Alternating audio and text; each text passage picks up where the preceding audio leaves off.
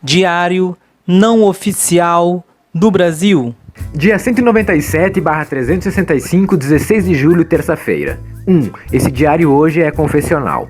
Eu que na infância tinha medo de todos os monstros das histórias de assombração, mas não acreditava neles porque não tinha sustentação lógica, venho a público confessar que me enganei.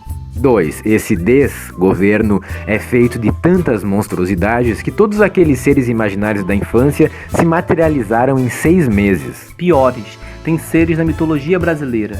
Muitas mulas sem cabeças espalhadas por tudo quanto é lado e na sua versão contemporânea vestidas com camisas da CBF. Tem caipora fantasiado de procurador com os pezinhos pra trás levando um dinheirinho de tudo quanto é lado. Tem da mitologia grega o Antimidas, um tal de Tchutchuca, que tudo que toca se transforma em pó. E não são os pós dos helenos. E por fim, na figura do próprio chefe de estado, ele, o 666, o destruidor de tudo. 3. As histórias de infância eram assustadoras, mas desapareciam no dia seguinte. Esses monstros pretendem permanecer. Nos primórdios desse diário, reclamamos do roteiro traçado por Trump num copiar e colar sem fim. Mas o enredo tá ficando medíocre demais. Até para o vizinho do norte. 4. O motorista que movimenta milhões e desaparece. Com o STF com tudo. O Bolsofílio esperando completar 35 anos para finalmente assumir o grande sonho da carochinha de destruir o país, defendendo o interesse de outros países sobre nossas jugulares. Juízes e associados invadindo o Ministério Público, tirando um dinheirinho ali pros amigos, cobrando jabá pros familiares e vendendo palestras sobre uma ética lá deles. Universidades públicas imaginadas como espaços de orgias. Terraplanistas. Horoscopistas. O esfaqueador amigo do filho do presidente. Bicho-papão. O homem do saco. E agora vão inventar um novo personagem, o hacker. Dizem que vai ser preso a qualquer hora e que vai dizer que adulterou as mensagens dos homens de bem. Tudo isso sem contar com os tais 117 fuzis. 5. Não, esse roteiro é inverossímil demais. Só falta agora acharem 39 quilos de cocaína no avião presidencial. Ou sei lá, o Dedê, Deltan Dallagnol, ser indicado como novo Procurador-Geral da República. Esse é um filme classe D. Ou DD.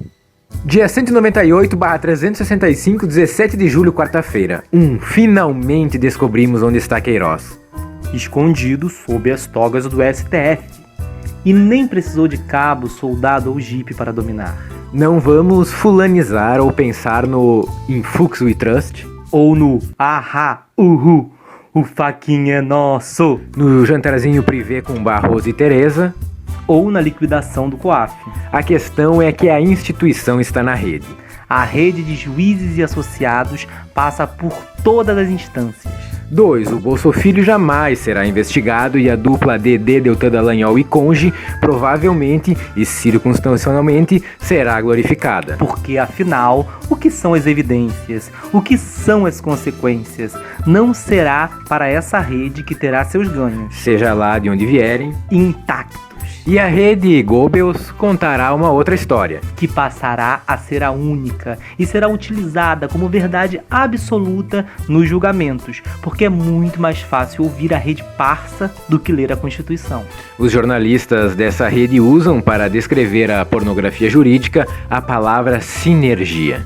3. Os delatores começam a denunciar suas versões utilizadas para incriminar o prisioneiro político, presidente Luiz Inácio Lula da Silva. Mas a rede de parsas se mantém firme, de mãos dadas. Ou mãos no bolso, não sei bem. 4. As perdas dos trabalhadores, estudantes, aposentados e deficientes se acumulam. O governo suspende a fabricação de 19 remédios de distribuição gratuita. E consegue 2 objetivos em um crime só. Prejudicar tanto pacientes pobres quanto a indústria, que já se apresenta um tanto adoecida. A necropolítica se materializa em todas as suas decisões. 5. O fascismo avança seu rolo compressor sobre todas as formas de pensamento, até as reacionárias. Uma feira de livros em Santa Catarina cancelou a presença de, pasmem, Miriam Leitão, porta-voz da rede Goebbels. O que não conseguiriam na Flipei, conseguem em Santa Catarina. 6. no Ministério da Educação em Brasília, a polícia de Bolsonaro e associados atacou de forma violenta os estudantes que se manifestavam contra o corte de verbas nas universidades e a ameaça constante de privatização do ensino público. A violência nas imagens testemunhadas no site da mídia ninja é criminosa. 7. Sobre a polêmica do Bolsofilho como embaixador, vamos convir que para quem tem um presidente eleito por uma suposta facada, Comemorada pelo próprio, e mamadeira de piroca, um garoto que mente de modo tão desavergonhado, na pós-graduação que na verdade não concluiu, na suposta influência em outros idiomas ou mesmo no currículo de hamburguero, se constitui uma opção bastante coerente. é o candidato perfeito. Violento e supremacista branco, num país cuja previsão de crescimento do PIB segue em queda acelerada pela 20ª semana consecutiva, as previsões de crescimento para o próximo ano também começam a cair e o desemprego só aumenta. Dia 199/365, 18 de julho, quinta-feira. 1. O sociólogo espanhol Manuel Castells esteve no Rio de Janeiro e afirmou que o país vive um novo modelo de ditadura, que tem a sua centralidade na manipulação e disseminação de informações falsas, e argumenta que a possibilidade de superação dessa situação se dá através da educação. Eis aí uma das razões, então, de o governo, que ora ocupa o Planalto, se apressar em aplicar tanta ênfase no desmonte da cultura e da estrutura do ensino público. A desinformação sistematicamente manipulada por movimentos totalitários ameaça a democracia e as liberdades individuais. 2. Futurice é o irônico E ridículo. nome do novo programa do ministro da Educação para o país. O governo não suporta a universidade pública e a sua autonomia e a diversidade de pensamentos e possibilidades críticas que circulam nesse espaço. Então, urge desmontar, controlar e silenciar a pesquisa e o debate. E isso passa pela financiarização, desqualificação e pela criação de um imaginário negativo sobre o que realmente acontece nessas instituições de ensino, pesquisa e extensão. 3. Vamos lembrar que o primeiro ataque foi aos cursos de filosofia e sociologia. O filósofo Vladimir Safatli informa que as pesquisas em filosofia representam 0,7% do total de investimentos em pesquisas no Brasil e em sociologia 0,4%. Apesar disso, a primeira razão apontada no ataque foi financeira. Esses cursos têm que acabar pois o custo é alto.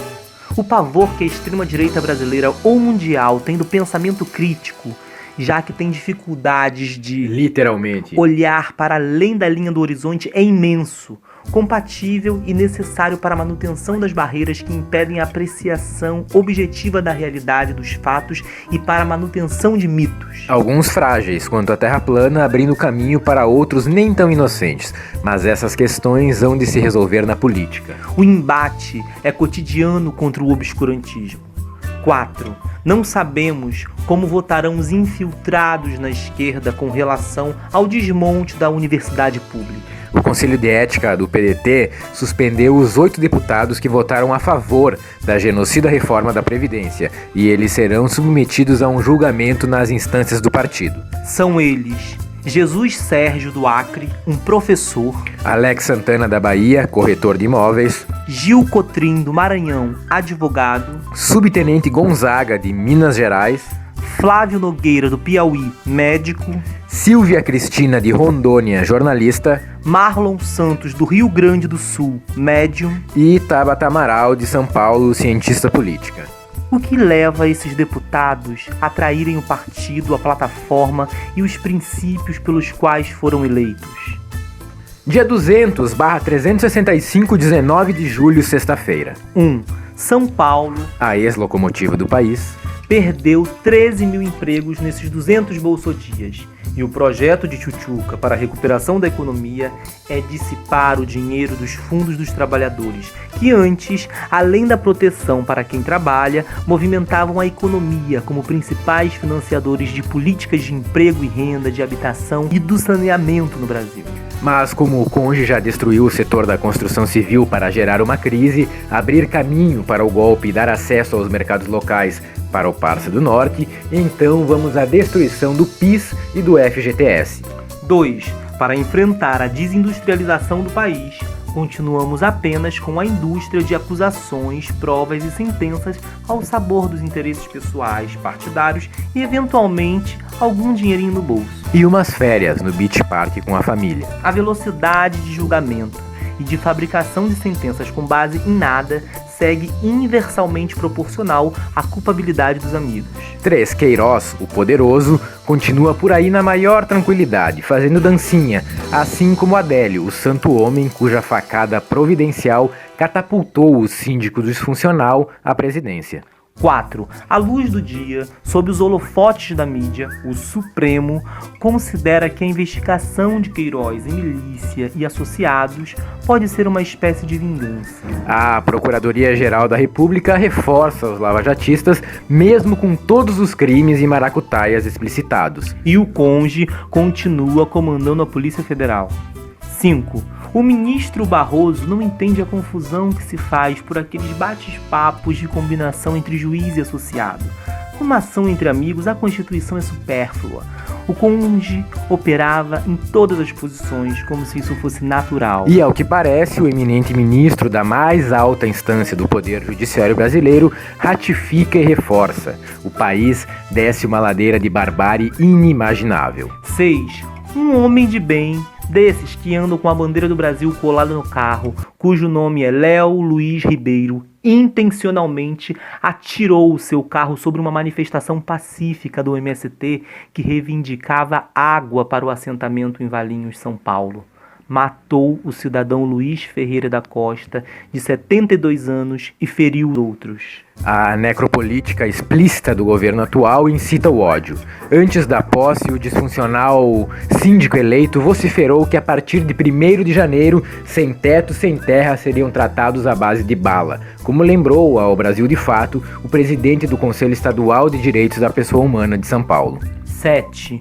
Um dos irmãos do assassino declara na delegacia que tinha mais a que jogar o caminhão em cima e passar por cima de todo mundo. Afinal, as pessoas estavam fazendo manifestação e obstruindo uma faixa da estrada. E ele é contra isso.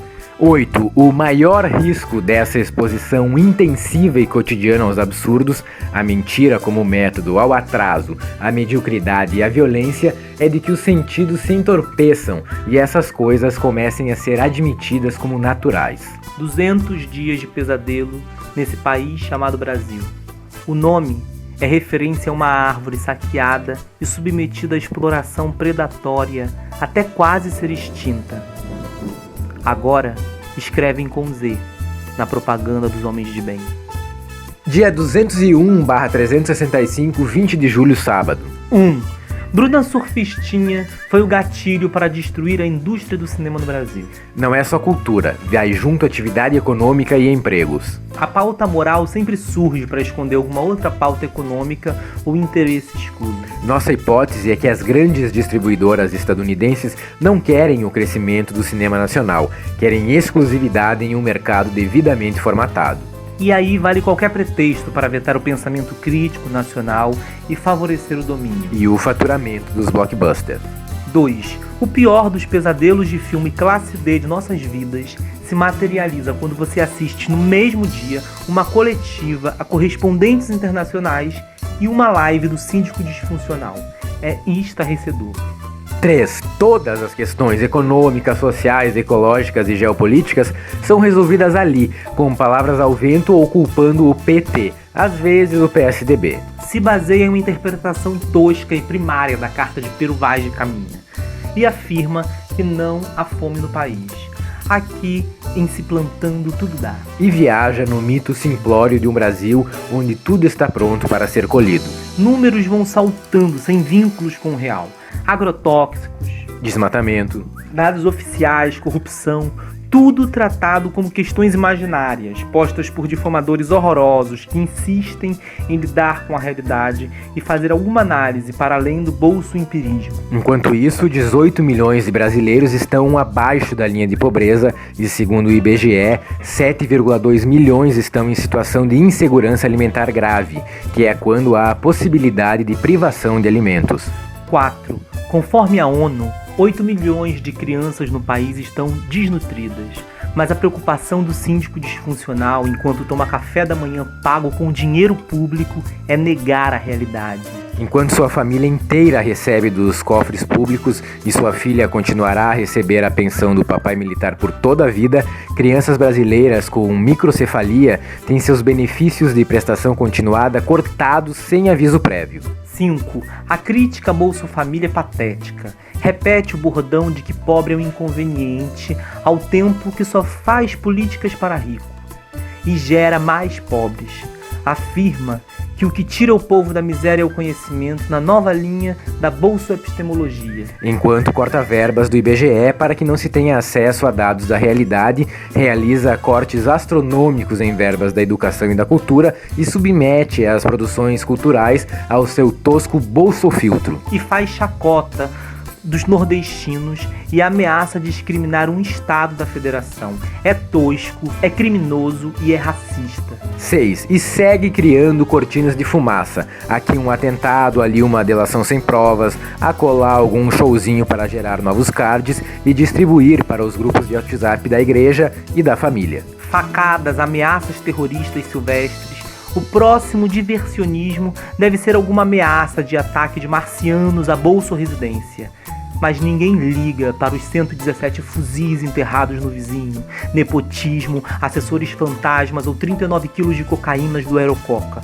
Porque a realidade não passa na Rede Goebbels. Dia 202/365, 21 de julho, domingo. 1. Agora temos um presidente separatista, que não contente em governar para uma parcela da população dividida por faixa de renda, apontando apenas para os mais ricos, é claro, e para sua família em particular, propõe explicitamente, frente a um grupo de jornalistas internacionais, o total desprezo pela federação e por uma região do país. Numa demonstração de ódio e racismo. 2. Se fôssemos contar a história do ódio no Brasil contemporâneo, essa história teria sotaque sudestino. Tal qual o do disfuncional síndico que ora ocupa o Planalto no papel de presidente. Os sons que ocuparam as redes de comunicação, disseminando ódio contra pretos, pobres, indígenas e nordestinos. Além de mulheres e homossexuais e, claro, a esquerda ou qualquer tipo de pensamento progressista, ecoaram muito forte com R's dobrados ou S's chiados. 3. Acredito que não se trata do povo sudestino que é tão maltratado quanto de qualquer outra parte do país.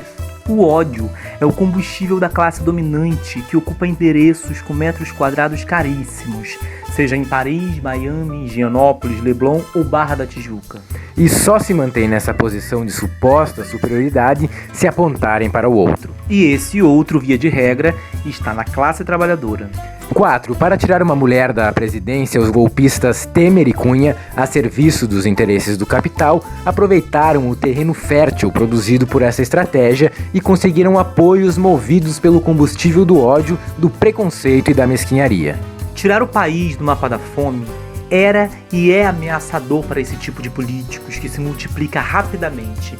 Vide o síndico e suas crias, dominando a máquina pública do executivo, do legislativo, do judiciário, das forças armadas e do crime altamente organizado. 5. O trio sul-sudestino formado pelo síndico e seus penduricalhos arrota grosserias e preconceitos, enquanto se ocupa em destruir qualquer mínima dignidade que o país já teve.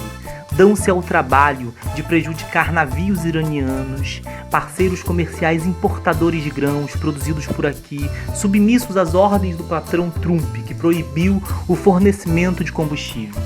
Relinchos e falta total de princípios, distribuindo o país como se fosse seu. Utilizando a máquina pública como se fosse sua, sem nenhum respeito ou comedimento, com uma atitude tosca e desqualificada, sem se dar o trabalho de sequer apresentar um projeto coerente aos condôminos. 6. A opção proto-fascista dessa sociedade que faz cor aos absurdos sons do trio não se pergunta que nefasto meio de transporte vai usar ou para onde vai.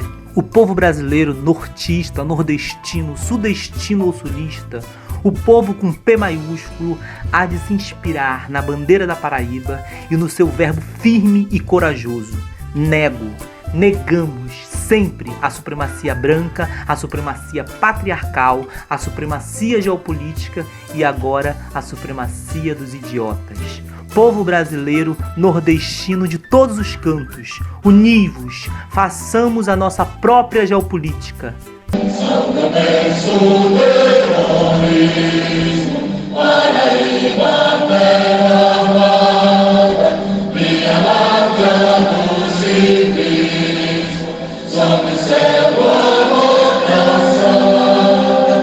Hino da Paraíba, letra de Francisco Aurélio de Figueiredo e Melo e composição de Abdon Felinto Milanes.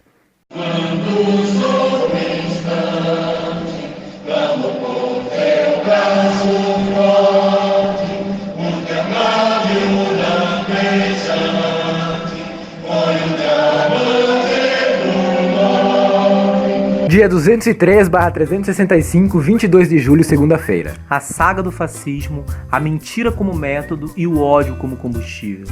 A TVT nos informou que 2,5 milhões de pessoas vão deixar de receber o benefício de prestação continuada porque o governo precisa economizar. Mas a verdade é que continuarão a pagar os juros do capital financeiro e a cumprir a máxima do neoliberalismo de que quem não produz deve morrer. Quem não tem condições de vender a sua mão de obra deve ser alijado e condenado à morte. Menos, claro, os deputados inúteis que passam 28 anos sem apresentar projetos e vivendo do dinheiro público. 2. O impacto de você deixar de apoiar pessoas com deficiência e suas famílias é brutal. Para alguém que não tem condições de mobilidade, alguns presos a uma cama hospitalar, isso é praticamente uma condenação à fome e à antecipação da morte. 3. A necropolítica do ultraliberal, violento e disfuncional síndico eleito não tem justificativa possível para a retirada desse benefício. As filhas dos militares, como a dele próprio, mesmo saudáveis e, como é sabido, com condições de se sustentar, receberão pensão por toda a vida. 4. A ideia é apenas esmagar e humilhar os pobres e não incluí-los. Enquanto isso, articula para cometer crime de nepotismo em favor de um filhinho, a quem pretende dar filé mignon com dinheiro público. E uma indicação para a embaixada nos Estados Unidos em uma apropriação violenta e assintosa da coisa pública. Pior é que o descalabro pode ser validado por um Senado cevado e comprometido ou por algum ministro sinistro, preocupado em atingir o seu objetivo de carreira e com disposição para acobertar, como já se vê por aí nesses tempos de subserviência. E como parece ser o caso do outro filhinho, descoberto com indícios de estar literalmente com a mão na botija. 5. Uma análise recente do IPEA aponta que, enquanto a taxa de desemprego aumenta, o seguro-desemprego no Brasil apresenta uma taxa de cobertura efetiva, que é a relação entre o número de desempregados e o número de assistidos, de apenas 4,2%, uma das mais baixas do mundo, situação que se agrava com o crescimento do trabalho informal. 6. O governo que ocupa o Planalto, representado pelo disfuncional síndico, tem a mentira como método e o ódio como combustível.